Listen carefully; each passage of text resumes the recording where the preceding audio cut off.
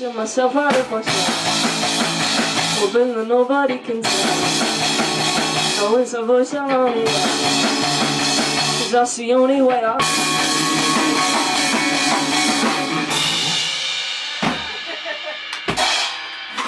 How your ears doing, mate?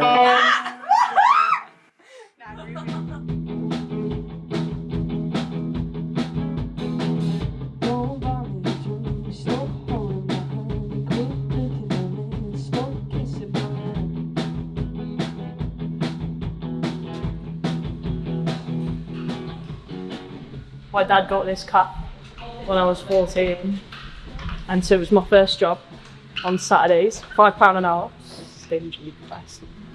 But it was really funny. It was me and my 3 sisters and my dad just working in the car, having a giggle. It used to be a lot busier, but like the capitalists have bought the market, and so the cafe getting shut down, which is really sad.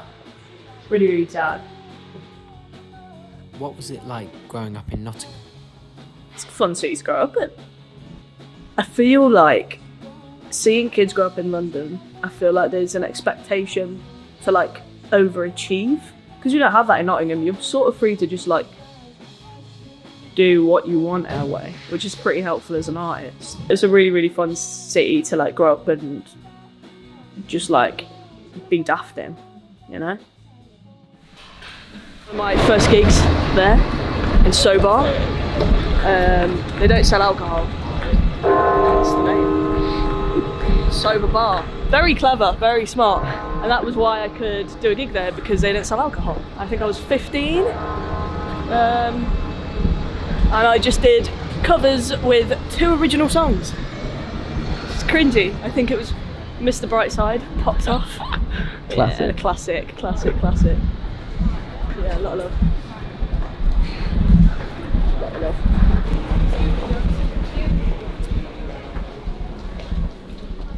The Bodega. It's my favourite pub in Nottingham. It's where we would always come for a drink a night out. It's a good time, and it's a very iconic music venue that I've been lucky enough to play in twice. It was one of my first gigs. I played in the downstairs bar.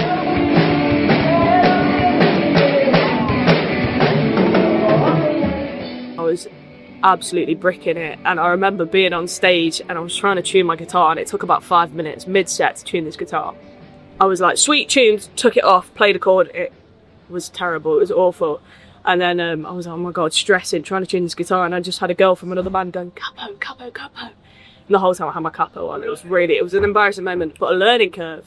I like to think back to it a lot, because I go, oh, gearing up for gigs now, like, I don't get that nervous, and I'm not that flustered on stage, so it's quite a nice thing to look back on and go, I've grown as a performer. But my last gig here, I played upstairs, which is like has been on my bucket list for a while, and that was really cool. My mates came, my dad came, bless him, and it was a really, really, really, really fun night, and one I shall remember for a while. And it's a cheap pint, £2.50, Bodega Lager. Cheers to that. Cheers to that. Feels insane project. What network are you on? Jam Offices or Wizard? Studio songs I usually keep quite short, Okay, and very they've got like a strong hook. You're going to need the same. As for the ones that I know at this stage in my like career, that if I take them to the studio, they're going to come out and I know exactly how they're going to sound, and they're going to sound good. But I have got quite a lot of songs that are like 4 or 5 minutes long that I haven't dared to take to the studio yet. I think radio potential in the back of my head is the thing holding me back. But I'm at a point where I'm like, I've got enough work out there now. I've got like 3 EPs out that I'm more comfortable, I think, now doing the longer stuff. Yeah. And getting that out and having a mixture of both. Yeah. I think initially I wanted it to be like, cool, this is my genre. I play fast, this is what my sound is. Plugged up yet? Look at the size of the new Mac Mini. Is that big? Is that small? It's tiny. Yeah.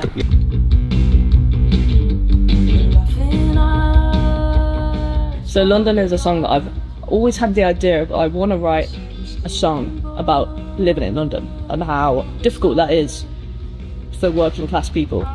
And I had an idea of being like la la la la la la, and then I was like, well, how do I make a song out of that? I love having like stabs in songs. I think it's really fun to play live, so I kind of write that.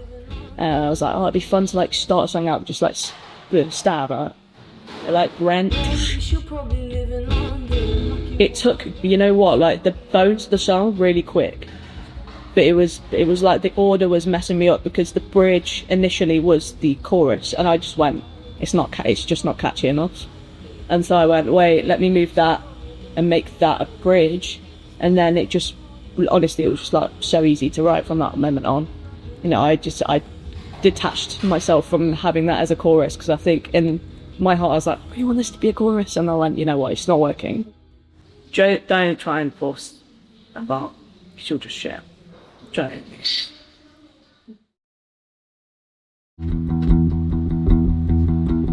I wouldn't say that I can really play the bass. If you can play guitar, you can play bass. Yeah, exactly. That's what people say. And then a real bassist comes along and you're like, shit. Apologise and hand it over. If you like rent, you should probably live in London. Like you always went, you should probably live in London. If you like spending all your money on the underground, then give it to London. If you like rent, you should probably live in. When you first recorded in the studio, what was it like? Are you asking here or ever? Ever. Ever. First ever experience I in the was studio. so scared. It was in Nottingham, and I went on my own, and it was like, I was like 17. I forgot to get a drummer in, right? So I didn't think for something. But luckily, this very kind man drummed for me.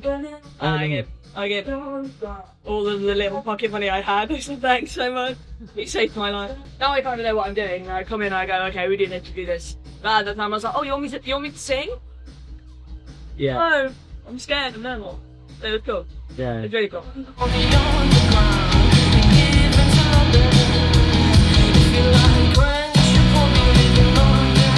It's like fun. It's It's definitely so naughty. the first half of the song we can do a little bit. That second time it goes around the chorus. Alright. Yeah, it's part of the vocal warm-up. We'll get the body ready for the mind, for the voice. Alright, so we'll get a little warm up, I guess, or hopefully it'll be a take, but you know.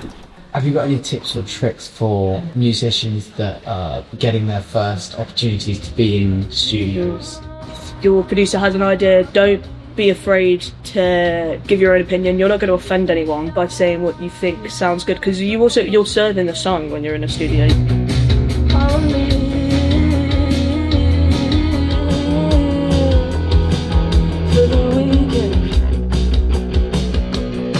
Take on board fresh ideas, but also challenge them if you don't necessarily like them or you don't think they work. Have fun with it, because if you're having fun on a recording, you can tell, and the people listening to it will enjoy it more.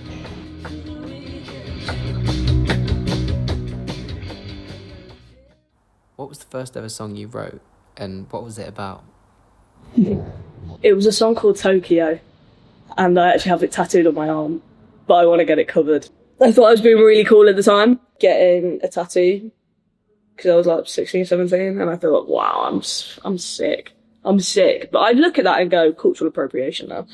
I've aged. But yeah, it was a song called Tokyo about falling in love with a girl and she moves to Tokyo. And it was a sweet song. That was the first song that I wrote that I was like, oh, this is fun. Like, it's the first song I ever gigged with that was my own.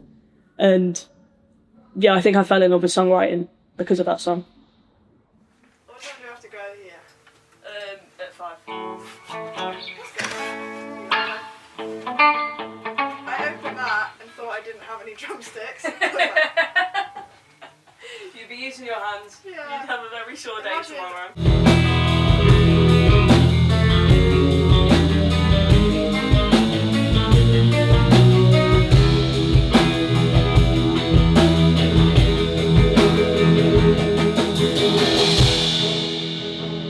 My yaya, which is my grandma, she played the piano, and my sister got a piano, and I remember her teaching me chopsticks, and I'd be like, this is really cool. I quite liked music then, never thought anything really of it, never tried to pursue it, and then my best mate in school got a guitar, and I was too jealous to be like, that's cool, I'll let him have that. So I was like, I'm going to get a guitar, and luckily I loved the guitar. I think I was 11 when I got my first one.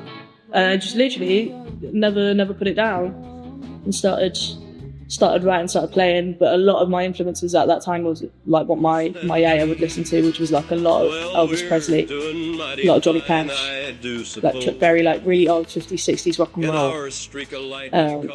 Was like what I was playing and singing at the time. The structure of the songs, I think, are simple and they work. I think that's what I try and do a bit. Obviously, got my own spins on them, but yeah, I just think it works.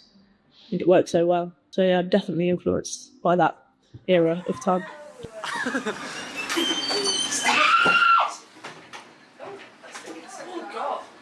It's cool when you... I feel like this is like you the first time I hear now. It's like, oh my god, I feel like I'm about to step foot onto the moon. How many times have you played it? This will be my fourth. Do you get nervous before gigs? Not anymore. I get excited. There's the hour before you're going on and you're watching the other bands playing. You go, oh, I just want to get on. I just want to get on, and then like the nerves to be gone, all the excitement, all that like heightened emotion to just like sit on the stage instead of like out there.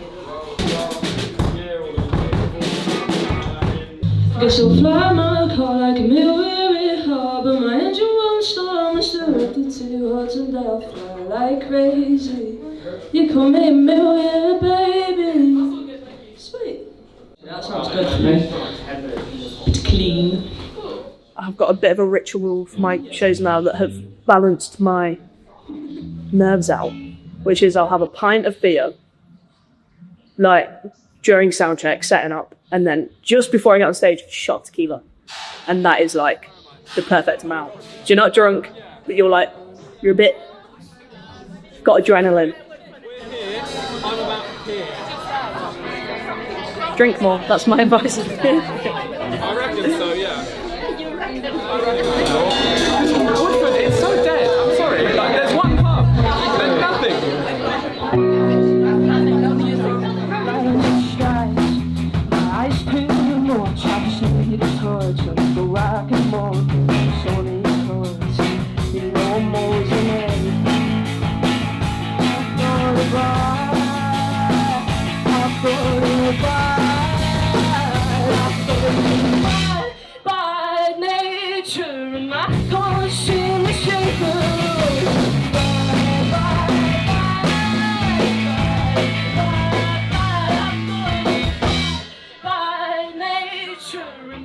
It's definitely a long process of finding your sound, I think. You've got to be gentle and like to yourself and not try and force finding your sound, I think.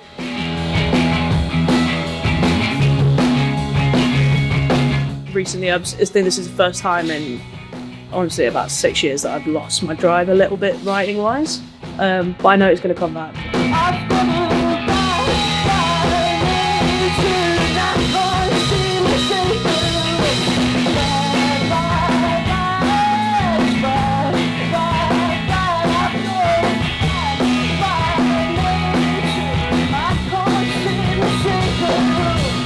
It's sort of forcing yourself to write, even when you like really don't want to. It's just like writing something every day. It can be terrible, but it's just having discipline.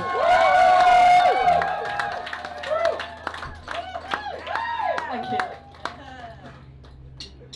What has been your experience as a female artist in the industry? I mean, it's a very heavily male-dominated industry, and it shows.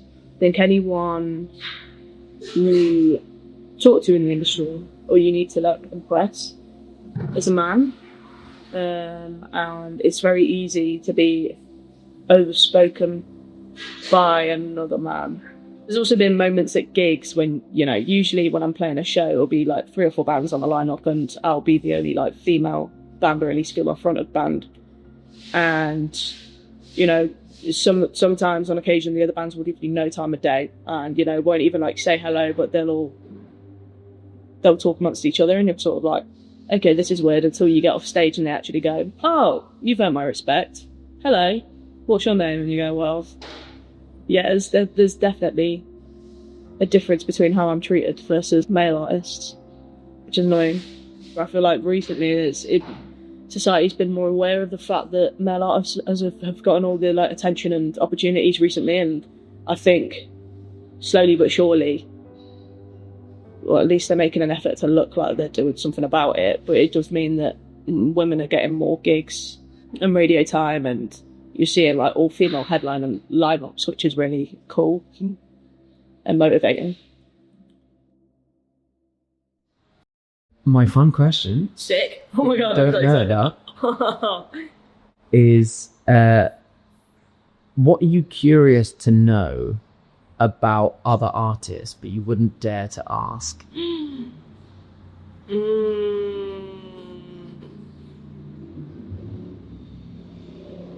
Oh, that is such a good question. I just might need a minute for that. I can cut out the thinking time. Oh, to be fair, who is an artist that you listen to that you wouldn't dare tell other people that you like? That's a big one, because everyone has them.